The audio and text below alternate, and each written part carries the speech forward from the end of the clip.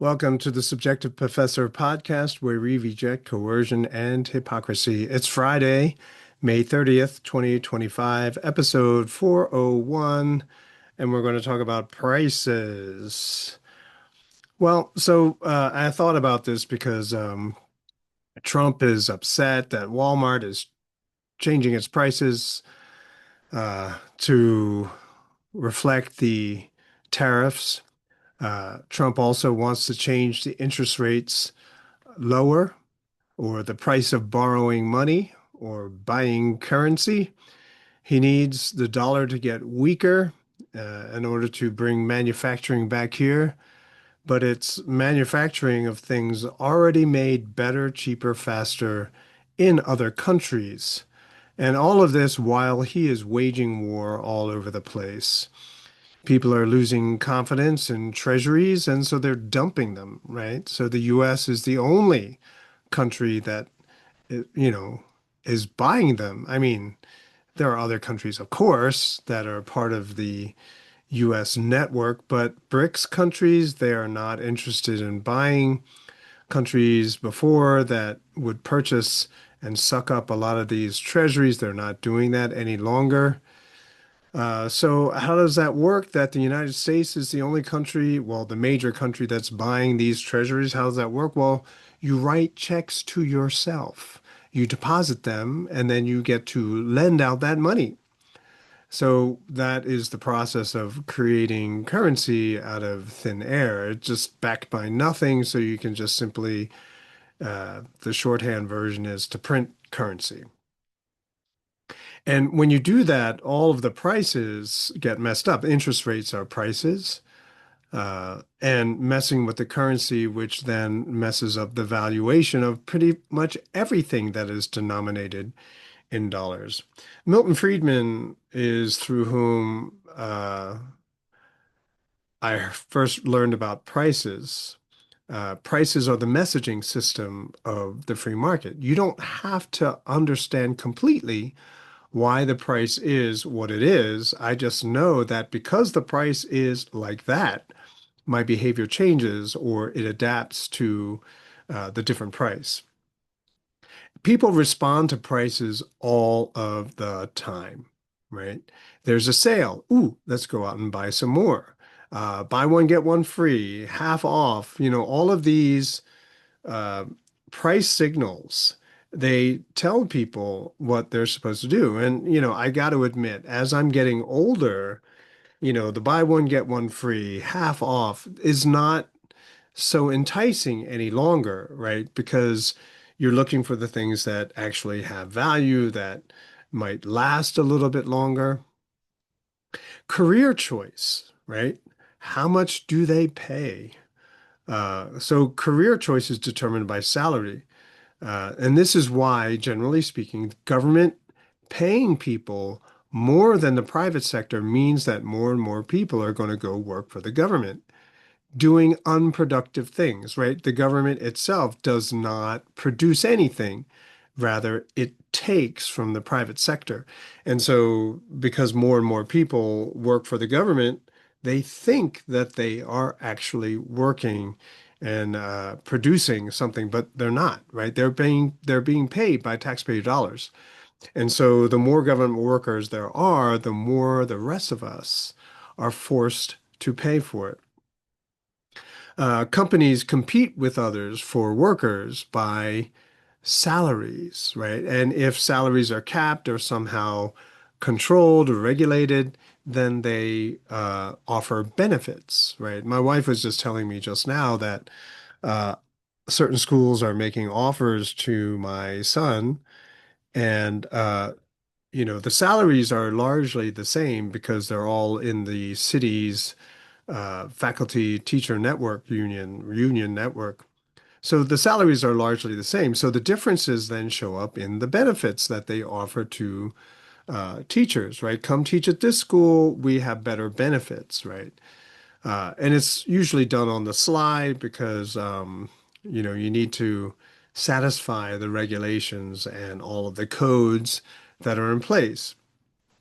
Salaries also, which are prices, right? The price of your labor, how much someone is willing to pay to have you work for them.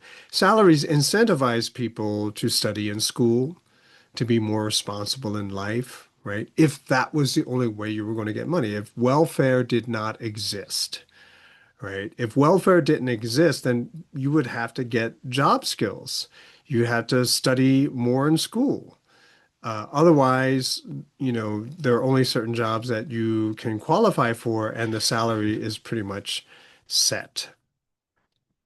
But there's always opportunity for innovation, entrepreneurship, right? And in a more modern technological society, there's more opportunity, right? So that having said that, generally speaking, for most people, to get a higher salary, you have to have certain job skills. And usually, at least right now, you have to go to school to get those job skills. Um, Now, in contrast to the way the free market would determine prices, uh, we're moving in the direction of where the Soviet Union used to be, communist Russia, where that used to be. And when I was a kid in the 80s, we used to make fun of the Soviet Union, all of the things they did and said, and how absolutely absurd it was for the government to try to control the people. And now people today in the United States, people I grew up with, uh, taking on those ridiculous, ludicrous, failed ideas mostly because of the propaganda, right? So if you hate Trump, then there are certain things that you have to believe. And it doesn't matter if it's true or not. Those are the positions you're going to take because Trump, right? Uh, so the lies of the government, the propaganda of the government has infiltrated and basically has become the defining worldview for too many people. So I started looking at trying to do a little bit of research on pricing in the USSR. I mean, in the Soviet Union, I had read a whole bunch of articles and I can't find them now. So anyway, I wanted to back up some of the things that I said. I found this one interesting article. It's 31 Reasons Why Central Planning Failed in the Soviet Union by Charles Orton Jones, and this is from February 1st, 2024, and it's on the website medium.com. And I think I quoted from them recently, so I mean, we must be on a similar track in thinking, except I'm a couple years behind. But anyway, he says that in the Soviet Union, everything was controlled by the government. There was an organization called Gosplan, Gosplan, that in the Soviet Union that would come up with 5-year plans, and they determined everything, and I mean everything. The average citizen had no decision-making ability, right, power, anything. Everything was dictated and determined by the government. And so in 1970, 10 million prices were set by the Gosplan. And once they set those prices, unless they change the prices never change. But 10 million prices, the article said that it would take 2 years to come up with the plan. 10 million prices. That is pretty crazy. And keep in mind, 1970, there weren't computers, right? You didn't have computers to help you uh, consolidate, organize all of these different prices. There was no indexing, right?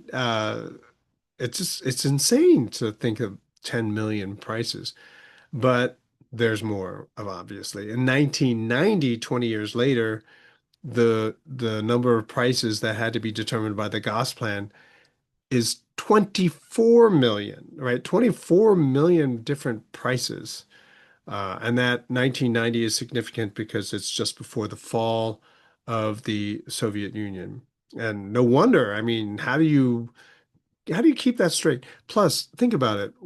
A change in one price in one part of the market has a ripple effect, right? influences many, many other prices. But you can't do that in the Soviet Union. If you change one price, maybe you adjust a couple others, but that ripple effect, it simply can't be there. And so when you change prices like that, and there is no ripple, right? You don't have a ripple of changes in prices, then you create arbitrage, right? You create the opportunity for people to overproduce, to make a little bit more, right? Profit, which was illegal in the Soviet Union, people still tried to do that on the sly. So, in a world where all of the prices are dictated by the government, right? He goes on 31 reasons why central planning failed. And I'm not going to go through all of them, but I'll just read a lot of them, many of them. First, there's too much data, right? No group of human beings can control and keep track of 10 million prices in 1970. That's just not going to happen. And you might say, well, AI might be able to do it. But AI also, if we understand, at least as it is now, you don't have AI as good as a human being able to react as a human being to changing circumstances, right? So perhaps AI can react in a certain way given the way people are thinking and acting and valuing things today, but how do you know those preferences don't change moving ahead, right? How do they respond to, innovation, for example? And then there's missing and incorrect data. You know, how much of that data, of the 10 million prices, were wrong? They were set too high or too low. Well, one in 10 million, yeah, there's no way to really figure out which price is wrong. And then there's malicious compliance. These are reasons why central planning failed, right? So, malicious compliance. In other words, government sets a quota. You have to meet the quota. You must. Otherwise, you're shot or you're sent to the gulag in Siberia in prison, right? And Russian prisons are not nice. So, for example, you have to kill 180,000 whales. How? You got to do it. Just got to do it. It doesn't matter if the whales are usable, if they're big, small, it doesn't matter. You have to kill 180,000. I don't know if the time frame is a year, maybe it's over 5 years, whatever. But now, because if you don't meet the quota, you're going to be shot. You are now hunting down whales to the brink of extinction. And what do you do after you kill all those whales, right? Well, doesn't matter, right? You got to save your life. You got to kill those whales. Uh, there are no property rights. So in Ethiopia, if you developed the land, the government took it. So no one developed their land, like irrigation. So when the rains failed, there was famine, widespread death. Monopolies, brought them up before, but in the Soviet Union, you had monopolies, and so therefore no competition. So you can't figure out who's making anything better. You have fixed prices. So supply and demand is not an issue. Once the price is fixed, that's what it is. Non-experts making decisions. I've talked about experts before on this channel. Um, they probably call themselves experts, but I don't think they are. Kip's law, KIP, Kip's law. Every advocate of central planning always envisions himself as the central planner, which then results in a power struggle. There are no entrepreneurs in a command economy. There are no bankruptcies. So no matter how badly you do business because of corruption or whatever, yeah, you get bailed out, right? And so bad businesses never go bankrupt, right? And in the free market, you want people who do business badly for them to go bankrupt, right? You need that to clear out the system. But nope, nope. No matter how bad you are, you get to stay in business. And particularly, I've characterized government as a form of business, right? And so our government is bankrupt, but keep printing money, right? And so it stays in business. Everyone earned the same salary in a communist country, right? Because no person's work is more valuable than another. Equality. And so what does that mean? That means why work hard? Why work harder? Why study harder if you're going to end up being paid the same? Uh, Terrible customer service. Uh, and then you kill speculators. So speculators, they see that there's going to be a crisis coming, and so then they front run the change in the market, but that's speculation. And so this in the Soviet Union, they murdered, right? They executed speculators. But in the free market, we want more speculation, right? The SEC, Security Exchange Commission, which is supposed to oversee the stock market, they try to prevent speculation. They fail miserably. But we want more speculators because the more people are aware of the movements that speculators cause, then the swings, right, the big changes are less dramatic. And so getting rid of speculators is bad for the economy. Reluctance to listen to criticism. I mean, can you imagine criticizing the government? That's why in so many European countries, uh, criticizing the government is illegal. They lock you up. Because they're so intolerant to criticism, no matter how true those critiques are. Power corrupts, right? And we've talked about this before. So in a communist country, well, you've got all the power. There is no way you can lose the power because there are no free elections. And so once you achieve that position of power, you keep it. There is the seen and unseen situation, right? So, hey, look, I made everyone equal. Please ignore all of the dead bodies over there, right? And so the seen and unseen. What did you sacrifice? What did you give up? What, you're right. And so with all of the poverty you see in communist countries, which they try to pass off as success, what the people living in those communities do not see is, Western Europe or the United States while they were in the depths of communism. Um, Really, really slow in making decisions, right? Which means a tremendous amount of waste. Just imagine, oh, we have an oil leak. Oil is spilling out everywhere. Come back Monday for the decision. No, you need to have people on the ground being able to make decisions. You can't wait for a government bureaucrat to tell you what you need to do. Government never spends its own money. It's always other people's money, which is why there is so much waste. There is no autonomy. We just talked about that. Everything is gray and depressing. We used to make fun of the fashion of the Soviet Union. There was none, right? Everything was gray. All of their buildings were gray. Everything was gray and it was depressing.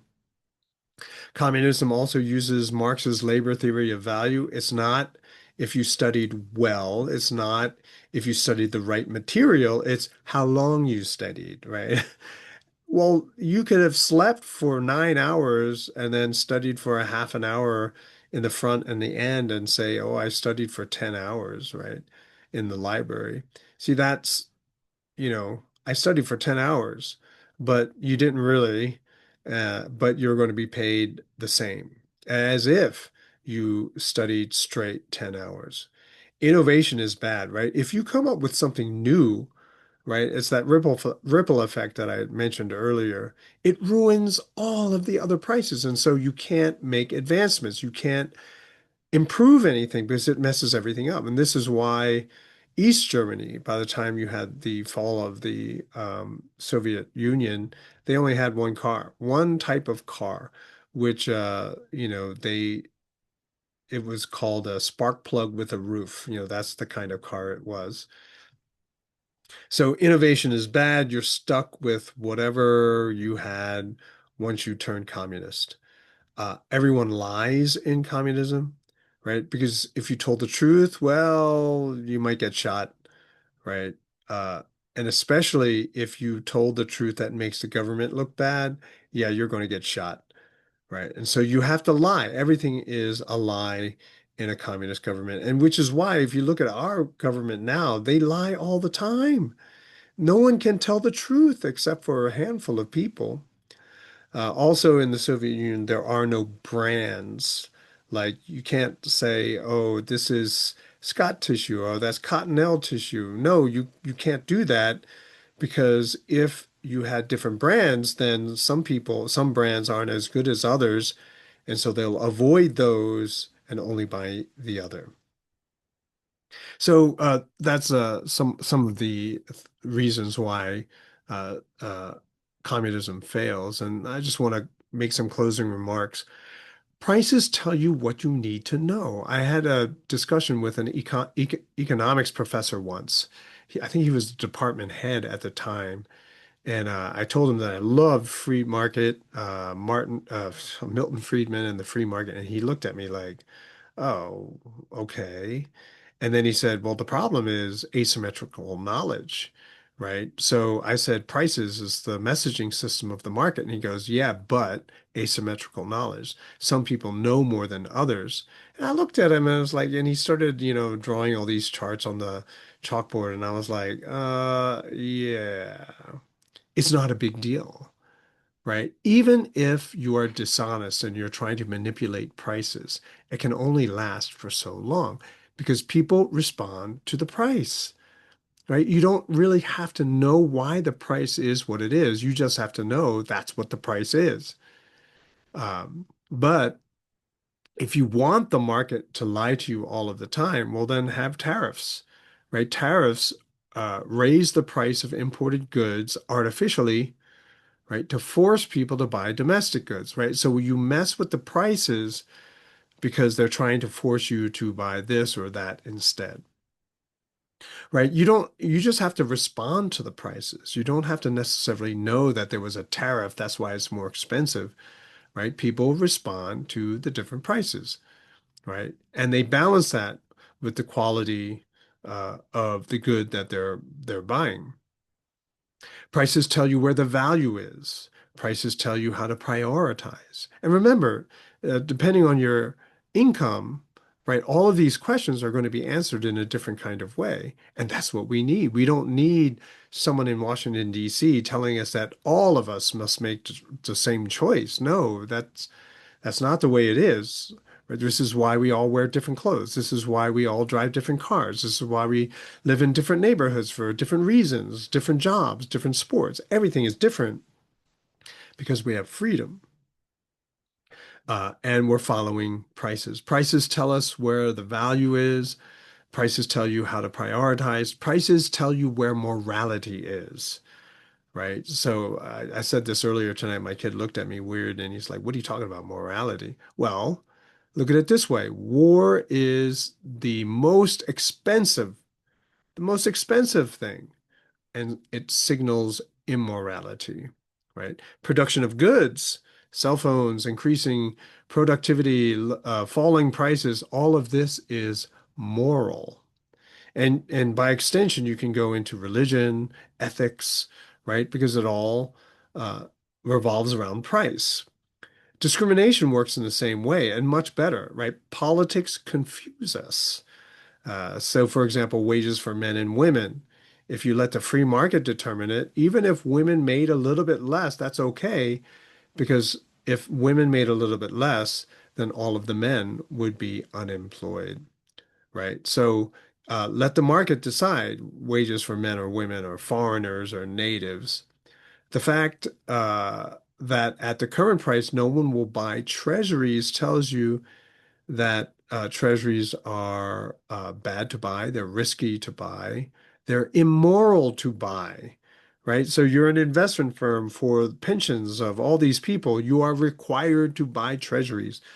But given the fact that the US will never pay them back, that their values are falling, right? So unrealized losses of these treasuries are staggering.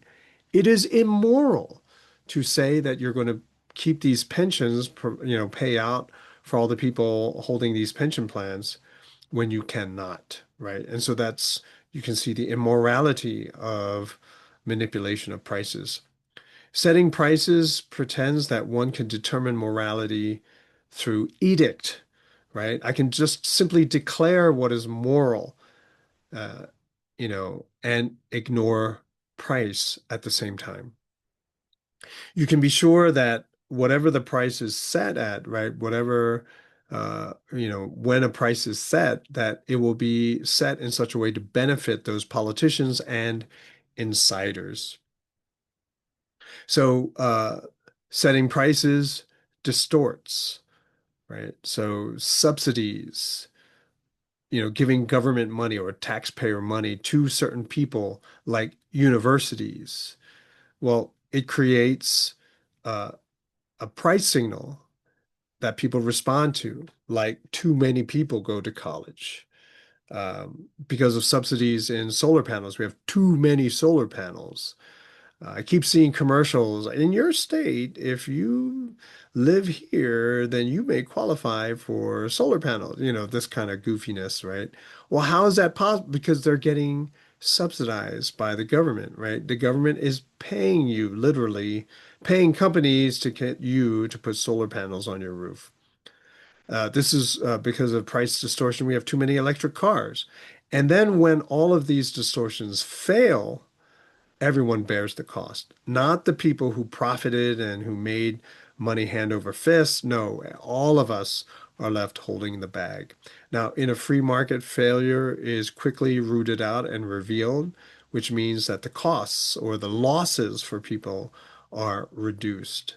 And so we need freedom in prices. We can't have that with a bigger government constantly creating inflation, which, right, distorts prices, you know, and we can't live in a society where we have to make choices from the choices that the government permits us to have. Just think about the communist regime, and Trump is taking us there. He may not himself be a communist, but you can be sure that the next president is going to be Democrat, and he is going to use all of the powers that Trump just abused and have us swing hard back in the other direction. This is just a travesty, right? And so what do? Well, you got to protect yourself. And there are many schools of thought. Uh, I know what I would do, but you have to figure it out yourself. And if you're listening to this episode, then you probably already have a plan in place. And so, yeah, there is no hope in the government. And so you have to educate yourself. You have to figure out what are the choices that you want to make. Make choices in response to what you think is the actual real price of things without all of the government interference, right? And then you go from there. That's it for this episode. Uh, I'll talk to you guys next time. Hope you have a good weekend.